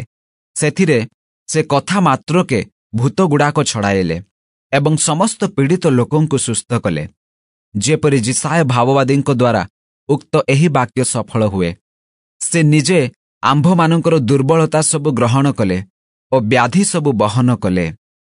ଯୀଶୁଙ୍କ ଶିଷ୍ୟ ହେବାର ଯୋଗ୍ୟତା। ଯୀଶୁ ଆପଣାର ଚାରିଆଡ଼େ ଲୋକସମୂହ ଦେଖି ଆର ପାରିକୁ ଯିବା ପାଇଁ ଆଜ୍ଞା ଦେଲେ। ପୁଣି ଜଣେ ଶାସ୍ତ୍ରୀ ତାହାଙ୍କ ନିକଟକୁ ଆସି କହିଲେ, ହେ ଗୁରୁ, ଆପଣ ଯେକୌଣସି ସ୍ଥାନକୁ ଯିବେ ମୁଁ ଆପଣଙ୍କ ଅନୁଗମନ କରିବି। ସେଥିରେ ଯୀଶୁ ତାହାକୁ କହିଲେ, କୋକି ଶିଆଳିର ଗାତ ଅଛି, ଆକାଶ ପକ୍ଷୀର ବସା ଅଛି, ମାତ୍ର ମନୁଷ୍ୟପୁତ୍ରର ମୁଣ୍ଡ ଗୁଞ୍ଜିବାର ସ୍ଥାନ ନାହିଁ। ପୁଣି ଶିଷ୍ୟମାନଙ୍କ ମଧ୍ୟରୁ ଆଉ ଜଣେ ତାହାଙ୍କୁ କହିଲେ, ହେ ପ୍ରଭୁ, ପ୍ରଥମେ ଯାଇ ମୋହର ପିତାଙ୍କ ମୃତ୍ୟୁ ପର୍ଯ୍ୟନ୍ତ ଅପେକ୍ଷା କରିବା ପାଇଁ ଏବଂ ତାହାଙ୍କୁ ସମାଧି ଦେବା ପର୍ଯ୍ୟନ୍ତ ରହିବା ପାଇଁ ମୋତେ ଅନୁମତି ଦିଅନ୍ତୁ। କିନ୍ତୁ ଯୀଶୁ ତାହାଙ୍କୁ କହିଲେ, ମୋହର ଅନୁଗମନ କର, ମୃତମାନଙ୍କୁ ଆପଣା ଆପଣା ମୃତ ଲୋକଙ୍କୁ ସମାଧି ଦେବା ପାଇଁ ଛାଡ଼ିଦିଅ। ଝଡ଼ ଉପରେ ଅଧିକାର। ସେ ନୌକାରେ ଚଢ଼ନ୍ତେ ତାହାଙ୍କର ଶିଷ୍ୟମାନେ ତାହାଙ୍କ ପଛେ ପଛେ ଗଲେ। ପୁଣି ଦେଖ, ସମୁଦ୍ରରେ ଏପରି ପ୍ରବଳ ଝଡ଼ ହେଲା ଯେ ତରଙ୍ଗରେ ନୌକାଟି ଆଚ୍ଛାଦିତ ହେବାକୁ ଲାଗିଲା, ମାତ୍ର ସେ ଶୋଇଥିଲେ। ଆଉ ସେମାନେ ପାଖକୁ ଆସି ତାହାଙ୍କୁ ଉଠାଇ କହିଲେ, ହେ ପ୍ରଭୁ, ରକ୍ଷା କରନ୍ତୁ, ଆମେ ମଲୁ। ସେ ସେମାନଙ୍କୁ କହିଲେ, ହେ ଅଳ୍ପ ବିଶ୍ୱାସୀମାନେ, ତୁମ୍ଭେମାନେ କାହିଁକି ଏଡ଼େ ଭୀରୁ? ସେତେବେଳେ ସେ ଉଠି ପବନ ଓ ସମୁଦ୍ରକୁ ଧମକ ଦେଲେ, ଆଉ ସବୁ ଧୀର ସ୍ଥିର ହେଲା। ସେଥିରେ ଲୋକମାନେ ଚମତ୍କୃତ ହୋଇ କହିଲେ, ଏ କିପରି ବ୍ୟକ୍ତି ଯେ ପବନ ଓ ସମୁଦ୍ର ଉଭୟ ଏହାଙ୍କ ଆଜ୍ଞା ମାନନ୍ତି? 2 ଭୂତଗ୍ରସ୍ତଙ୍କୁ ଯୀଶୁଙ୍କ ସୁସ୍ଥତା। ପରେ ଆର ପାରିରେ ଗଦରୀୟମାନଙ୍କ ଅଞ୍ଚଳରେ ଯୀଶୁ ଉପସ୍ଥିତ ହୁଅନ୍ତେ 2 ଜଣ ଭୂତଗ୍ରସ୍ତ ସମାଧି ସ୍ଥାନରୁ ବାହାରି ତାହାଙ୍କୁ ଭେଟିଲେ। ସେମାନେ ଏପରି ଦୁର୍ଦାନ୍ତ ଥିଲେ ଯେ ସେହି ବାଟ ଦେଇ କେହି ଯିବା ଆସିବା କରିପାରୁନଥିଲେ। ଆଉ ଦେଖ, ସେମାନେ ଚିତ୍କାର କରି କହିଲେ, ହେ ଈଶ୍ୱରଙ୍କ ପୁତ୍ର, ତୁମ୍ଭ ସାଙ୍ଗରେ ଆମ୍ଭମାନଙ୍କ କ'ଣ ଅଛି? ସମୟ ନ ହେଉଣୁ ତୁମ୍ଭେ କି ଆମ୍ଭମାନଙ୍କୁ ଯନ୍ତ୍ରଣା ଦେବା ପାଇଁ ଏଠାକୁ ଆସିଲ? ଆଉ ସେମାନଙ୍କଠାରୁ ଦୂରରେ ଗୋଟିଏ ବଡ଼ ଘୁଷୁରି ପଲ ଚରୁଥିଲା। ଏଥିରେ ଭୂତଗୁଡ଼ାକ ତାହାଙ୍କୁ ବିନତି କରି କହିବାକୁ ଲାଗିଲେ, ଯେବେ ଆମ୍ଭମାନଙ୍କୁ ଛଡ଼ାଅ, ତେବେ ଘୁଷୁରି ପଲ ଭିତରକୁ ପଠାଇ ଦିଅ। ଯୀଶୁ ସେମାନଙ୍କୁ କହିଲେ, ଯାଅ। ସେଥିରେ ସେମାନେ ବାହାରି ଘୁଷୁରି ଗୁଡ଼ାକ ଭିତରେ ପଶିଲେ। ଆଉ ଦେଖ, ଘୁଷୁରି ପଲ ଅତି ବେଗରେ ଦୌଡ଼ିଯାଇ ତୀଖ ସ୍ଥାନ ଦେଇ ସମୁଦ୍ରରେ ପଡ଼ି ବୁଡ଼ିମଲେ। ପୁଣି ଚରାଉଥିବା ଲୋକମାନେ ପଳାଇଗଲେ ଏବଂ ନଗରକୁ ଯାଇ ସମସ୍ତ ଘଟଣା ଓ ଭୂତଗ୍ରସ୍ତ ଲୋକଙ୍କ ପ୍ରତି ଯାହା ଯାହା ଘଟିଥିଲା ସେହି ସବୁ ଜଣାଇଲେ। ଆଉ ଦେଖ, ନଗରର ସମସ୍ତ ଲୋକ ଯୀଶୁଙ୍କୁ ଭେଟିବା ପାଇଁ ବାହାରି ଆସିଲେ। ପୁଣି ତାହାଙ୍କୁ ଦେଖି ସେମାନଙ୍କ ସୀମାରୁ ଚାଲିଯିବା ପାଇଁ ବିନତି କଲେ। ମାଥିଉ ଅଧ୍ୟାୟ 9। ପକ୍ଷାଘାତ ରୋଗୀର ସୁସ୍ଥତା। ସେଥିରେ ଯୀଶୁ ନୌକାରେ ଚଢ଼ି ପାରି ହେଲେ ଓ ନିଜ ନଗରକୁ ଆସିଲେ। ଆଉ ଦେଖ, ଲୋକେ ଶଯ୍ୟାଗତ ଜଣେ ପକ୍ଷାଘାତ ରୋଗୀକୁ ବହି ତାହାଙ୍କ ନିକଟକୁ ଆଣିଲେ। ପୁଣି ଯୀଶୁ ସେମାନଙ୍କ ବିଶ୍ୱାସ ଦେଖି ସେହି ପକ୍ଷାଘାତ ରୋଗୀକୁ କହିଲେ, ବତ୍ସ, ସାହସ ଧର, ତୁମ୍ଭର ପାପ ସବୁ କ୍ଷମା କରାଗଲା। ଆଉ ଦେଖ, ଶାସ୍ତ୍ରୀମାନଙ୍କ ମଧ୍ୟରୁ କେହି କେହି ମନେ ମନେ କହିଲେ, ଏହି ଲୋକ ଈଶ୍ୱର ନିନ୍ଦା କରୁଅଛି। ଯୀଶୁ ସେମାନଙ୍କ ମନର ଚିନ୍ତା ଜାଣି କହିଲେ, ତୁମ୍ଭେମାନେ ଆପଣା ଆପଣା ମନରେ କାହିଁକି କୁଚିନ୍ତା କରୁଅଛ? କାରଣ କ'ଣ ସହଜ, ତୁମ୍ଭର ପାପ ସବୁ କ୍ଷମା କରାଗଲା ବୋଲି କହିବା, ବା ଉଠ ଚାଲ ବୋଲି କହିବା? କିନ୍ତୁ ପୃଥିବୀରେ ପାପ କ୍ଷମା କରିବାକୁ ମନୁଷ୍ୟପୁତ୍ରଙ୍କର ଯେ ଅଧିକାର ଅଛି, ଏହା ଯେପରି ତୁମ୍ଭେମାନେ ଜାଣିପାର। ଏଥିପାଇଁ ସେ ପକ୍ଷାଘାତ ରୋଗୀକୁ କହିଲେ, ଉଠ, ନିଜ ଖଟିଆ ନେଇ ଆପଣା ଘରକୁ ଚାଲିଯାଅ। ସେଥିରେ ସେ ଉଠି ଆପଣା ଘରକୁ ଚାଲିଗଲା। ତାହା ଦେଖି ଲୋକସମୂହ ଭୟ କଲେ। ପୁଣି ଯେଉଁ ଈଶ୍ୱର ମନୁଷ୍ୟମାନଙ୍କୁ ଏପରି ଅଧିକାର ଦେଇଅଛନ୍ତି, ତାହାଙ୍କର ମହିମା କୀର୍ତ୍ତନ କଲେ। ମାଥିଉଙ୍କୁ ଆହ୍ୱାନ। ଯୀଶୁ ସେଠାରୁ ଯାଉ ଯାଉ ମାଥିଉ ନାମକ ଜଣେ ବ୍ୟକ୍ତିଙ୍କୁ କର ଆଦାୟ ସ୍ଥାନରେ ବସିଥିବା ଦେଖି ତାହାଙ୍କୁ କହିଲେ, ମୋହର ଅନୁଗମନ କର। ସେଥିରେ ସେ ଉଠି ତାହାଙ୍କର ଅନୁଗମନ କଲେ। ଆଉ ଯୀଶୁ ଗୃହରେ ଭୋଜନ କରିବାକୁ ବସିବା ସମୟରେ ଦେଖ, ଅନେକ କରଗ୍ରାହୀ ଏବଂ ପାପୀ ଆସି ତାହାଙ୍କ ଓ ତାହାଙ୍କର ଶିଷ୍ୟମାନଙ୍କ ସାଙ୍ଗରେ ବସିଲେ। ଫାରୁସୀମାନେ ତାହା ଦେଖି ତାହାଙ୍କ ଶିଷ୍ୟମାନଙ୍କୁ କହିବାକୁ ଲାଗିଲେ, ତୁମ୍ଭମାନଙ୍କ ଗୁରୁ କାହିଁକି କରଗ୍ରାହୀ ଓ ପାପୀମାନଙ୍କ ସାଙ୍ଗରେ ଭୋଜନ କରନ୍ତି? କିନ୍ତୁ ଯୀଶୁ ତାହା ଶୁଣି କହିଲେ, ସୁସ୍ଥ ଲୋକମାନଙ୍କର ବୈଦ୍ୟଠାରେ ଆବଶ୍ୟକ ନାହିଁ, ମାତ୍ର ଅସୁସ୍ଥ ଲୋକମାନଙ୍କର ଆବଶ୍ୟକ ଅଛି। କିନ୍ତୁ ଆମ୍ଭେ ବଳିଦାନ ଭଲ ନ ପାଇ ଦୟା ଭଲ ପାଉ। ଏହି ବାକ୍ୟର ମର୍ମ ତୁମ୍ଭେମାନେ ଯାଇ ଶିକ୍ଷା କର, କାରଣ ମୁଁ ଧାର୍ମିକମାନଙ୍କୁ ଆହ୍ୱାନ କରିବା ନିମନ୍ତେ ଆସିନାହିଁ, ମାତ୍ର ପାପୀମାନଙ୍କୁ ଆହ୍ୱାନ କରିବା ନିମନ୍ତେ ଆସିଅଛି। ଉପବାସର କାରଣ। ସେହି ସମୟରେ ଯୋହନଙ୍କର ଶିଷ୍ୟମାନେ ତାହାଙ୍କ ପାଖକୁ ଆସି କହିଲେ, ଆମ୍ଭେମାନେ ଓ ଫାରୁସୀମାନେ ଉପବାସ କରୁ, କିନ୍ତୁ ଆପଣଙ୍କ ଶିଷ୍ୟମାନେ ଉପବାସ କରନ୍ତି ନାହିଁ କାହିଁକି? ଯୀଶୁ ସେମାନଙ୍କୁ କହିଲେ, ବର ଯେ ପର୍ଯ୍ୟନ୍ତ ବରଯାତ୍ରୀମାନଙ୍କ ସହିତ ଥାଆନ୍ତି, ସେ ପର୍ଯ୍ୟନ୍ତ ସେମାନେ କି ଶୋକ କରିପାରନ୍ତି? କିନ୍ତୁ ସମୟ ଆସିବ ଯେତେବେଳେ ସେମାନଙ୍କଠାରୁ ବରଙ୍କୁ କାଢ଼ି ନିଆଯିବ, ଆଉ ସେତେବେଳେ ସେମାନେ ଉପବାସ କରିବେ। କେହି ନୂଆ ଲୁଗାର ତାଳି ପୁରୁଣା ଲୁଗାରେ ପକାଏ ନାହିଁ, କାରଣ ସେହି ତାଳି ଲୁଗାରୁ ବେଶୀ ଛିଣ୍ଡାଇ ନିଏ ଏବଂ ଆହୁରି ଅଧିକ ବଡ଼ ଚିରା ହୁଏ। ଆଉ ଲୋକେ ନୂଆ ଦ୍ରାକ୍ଷାରସ ପୁରୁଣା କୁମ୍ଫାରେ ରଖନ୍ତି ନାହିଁ, ରଖିଲେ କୁମ୍ଫା ଫାଟିଯାଏ ଓ ଦ୍ରାକ୍ଷାରସ ପଡ଼ିଯାଏ, ଆଉ କୁମ୍ଫା ସବୁ ନଷ୍ଟ ହୁଏ। କିନ୍ତୁ ଲୋକେ ନୂଆ ଦ୍ରାକ୍ଷାରସ ନୂଆ କୁମ୍ଫାରେ ରଖନ୍ତି, ପୁଣି ଉଭୟ ରକ୍ଷା ପାଏ। ମୃତ ବାଳିକା ଜୀବିତ, କ୍ରୋଧର ରୋଗଗ୍ରସ୍ତା ସୁସ୍ଥ। ଯୀଶୁ ସେମାନଙ୍କୁ ଏହିସବୁ କଥା କହିବା ସମୟରେ ଦେଖ, ଜଣେ ଅଧ୍ୟକ୍ଷ ତାହାଙ୍କ ପାଖକୁ ଆସି ପ୍ରଣାମ କରି କହିଲେ, ମୋହର ଝିଅଟି ଏହି କ୍ଷଣି ମରିଗଲା, କିନ୍ତୁ ଆପଣ ଆସି ତାହା ଉପରେ ହସ୍ତ ଥୋଇବା ହେଉନ୍ତୁ, ଆଉ ସେ ବଞ୍ଚିବ। ସେଥିରେ ଯୀଶୁ ଉଠି ଆପଣା ଶିଷ୍ୟମାନଙ୍କ ସହିତ ତାହାଙ୍କ ପଛରେ ଗଲେ। ଆଉ ଦେଖ, 12 ବର୍ଷ ପର୍ଯ୍ୟନ୍ତ କ୍ରୋଧର ରୋଗଗ୍ରସ୍ତା ଜଣେ ସ୍ତ୍ରୀ ଲୋକ ପଛଆଡ଼ୁ ଆସି ତାହାଙ୍କ ଲୁଗାର ଝୁମ୍ପା ଛୁଇଁଲା, କାରଣ ସେ ମନେ ମନେ କହୁଥିଲା, କେବଳ ତାହାଙ୍କ ଲୁଗା ଛୁଇଁଲେ ମୁଁ ସୁସ୍ଥ ହେବି। କିନ୍ତୁ ଯୀଶୁ ବୁଲିପଡ଼ି ତାହାକୁ ଦେଖି କହିଲେ, ବତ୍ସେ, ସାହସ ଧର, ତୋହର ବିଶ୍ୱାସ ତୋତେ ସୁସ୍ଥ କରିଅଛି। ସେହି ଦଣ୍ଡରୁ ସ୍ତ୍ରୀ ଲୋକଟି ସୁସ୍ଥ ହୋଇଗଲା। ପରେ ଯୀଶୁ ସେହି ଅଧ୍ୟକ୍ଷଙ୍କ ଗୃହକୁ ଆସି ବଂଶୀବାଦକମାନଙ୍କୁ ଓ କୋଳାହଳ କରୁଥିବା ଲୋକ ସମୂହକୁ ଦେଖି କହିଲେ, ବାହାରି ଯାଅ, ବାଳିକାଟି ତ ମରିନାହିଁ, ମାତ୍ର ଶୋଇପଡ଼ିଅଛି। ସେଥିରେ ସେମାନେ ତାହାଙ୍କୁ ପରିହାସ କରିବାକୁ ଲାଗିଲେ। କିନ୍ତୁ ଲୋକ ସମୂହ ବାହାର କରାଯାଆନ୍ତେ ଯୀଶୁ ଭିତରକୁ ଯାଇ ବାଳିକାଟିର ହାତ ଧରିଲେ, ଆଉ ସେ ଉଠିଲା। ପୁଣି ଏହି କଥା ସେହି ଦେଶଯାକ ବ୍ୟାପିଗଲା। 2 ଅନ୍ଧମାନଙ୍କୁ ଦୃଷ୍ଟିଦାନ। ଯୀଶୁ ସେଠାରୁ ଯାଉଥିବା ସମୟରେ 2 ଜଣ ଅନ୍ଧ ପଛେ ପଛେ ଚାଲି ଉଚ୍ଚସ୍ୱର କରି କହିବାକୁ ଲାଗିଲେ, ହେ ଦାଉଦଙ୍କ ସନ୍ତାନ, ଆମ୍ଭମାନଙ୍କୁ ଦୟା କରନ୍ତୁ। ପୁଣି ସେ ଗୃହରେ ପ୍ରବେଶ କରନ୍ତେ ସେହି ଅନ୍ଧମାନେ ତାହାଙ୍କ ପାଖକୁ ଆସିଲେ। ଯୀଶୁ ସେମାନଙ୍କୁ କହିଲେ, ମୁଁ ଯେ ଏହା କରିପାରେ ତାହା କି ବିଶ୍ୱାସ କରୁଅଛ? ସେମାନେ କହିଲେ, ହଁ ପ୍ରଭୁ। ସେଥିରେ ସେ ସେମାନଙ୍କର ଚକ୍ଷୁ ସ୍ପର୍ଶ କରି କହିଲେ, ତୁମ୍ଭମାନଙ୍କ ବିଶ୍ୱାସ ଅନୁସାରେ ତୁମ୍ଭମାନଙ୍କ ପ୍ରତି ଘଟୁ। ତହିଁରେ ସେମାନଙ୍କର ଆଖି ଫିଟିଗଲା। ପୁଣି ଯୀଶୁ ସେମାନଙ୍କୁ ଅତି ଦୃଢ଼ ରୂପେ ଆଜ୍ଞା ଦେଇ କହିଲେ, ଦେଖ, ଏ ବିଷୟ ଯେପରି କେହି ନ ଜାଣେ। ମାତ୍ର ସେମାନେ ବାହାରି ଯାଇ ସେହି ଦେଶଯାକ ତାହାଙ୍କୁ କୀର୍ତ୍ତି ପ୍ରଚାର କଲେ। ମୂକଙ୍କୁ ବାକ୍ଶକ୍ତି ପ୍ରଦାନ। ସେମାନେ ବାହାରି ଯାଉଥିବା ସମୟରେ ଦେଖ, ଲୋକେ ଜଣେ ମୂକ ଭୂତଗ୍ରସ୍ତକୁ ତାହାଙ୍କ ପାଖକୁ ଆଣିଲେ। ପୁଣି ଭୂତ ଛଡ଼ା ଯାଆନ୍ତେ ସେହି ମୂକ କଥା କହିଲା। ସେଥିରେ ଲୋକ ସମୂହ ଚମତ୍କୃତ ହୋଇ କହିଲେ, ଇସ୍ରାଏଲ ମଧ୍ୟରେ ଏପରି କେବେ ହେଁ ଦେଖାଯାଇନାହିଁ। କିନ୍ତୁ ଫାରୁସୀମାନେ କହିଲେ, ସେ ଭୂତପତି ସାହାଯ୍ୟରେ ଭୂତ ଛଡ଼ାଉଅଛି।